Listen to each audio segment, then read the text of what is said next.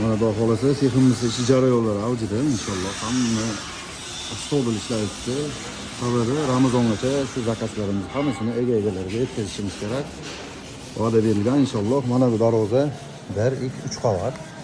2 lis, 2 lis pastda. Shunkalar, utilitinalar o'ta joyida bo'lgan. Xudo xolasa mana bu yerda kechaklari bor. Eng qizig'i mana Samarqand Arkovka darvozasi. Xudo xolasa qo'lda sifatiga bitta baho berasizlar. Bu darvoza Germetexga chiqadimi, silliqqami? Kommentariyga o'z fikringizni qoldirasizlar. Yoki kutaman shuni, silliqqa yoki Germetexga. 90% Germetex sepiladi bu darvozaga. Abdulhay darvozalarida Germetex sepiladimi yoki silliqmi? Bitta anaqa ko'rasizlar.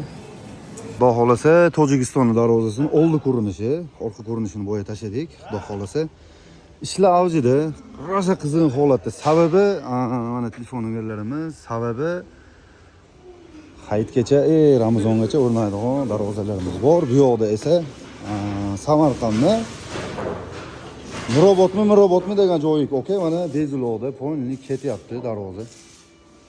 Bu 395 ga 240-chi-da, 375 mi? 6ga 240. Endi 376 bu 240ligi. Ha, mana bu Andijon O'rmonbeymi degan joytiniki xudo xolasa. Mana bu esa Samarqand Savxoz darvozasi. Shu zang holatda bitta ko'rib olaylik, yaltillatib turgan bitta video qilamiz xudo xolasa. Shunaqa zanglatib darvozani keyin inshaalloh kraska sepamiz.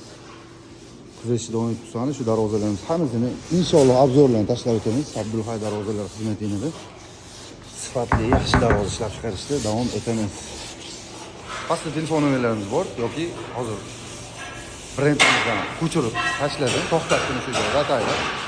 Xizmatlarga aloqa qilasizlar, sog' bo'linglar, charchamaman.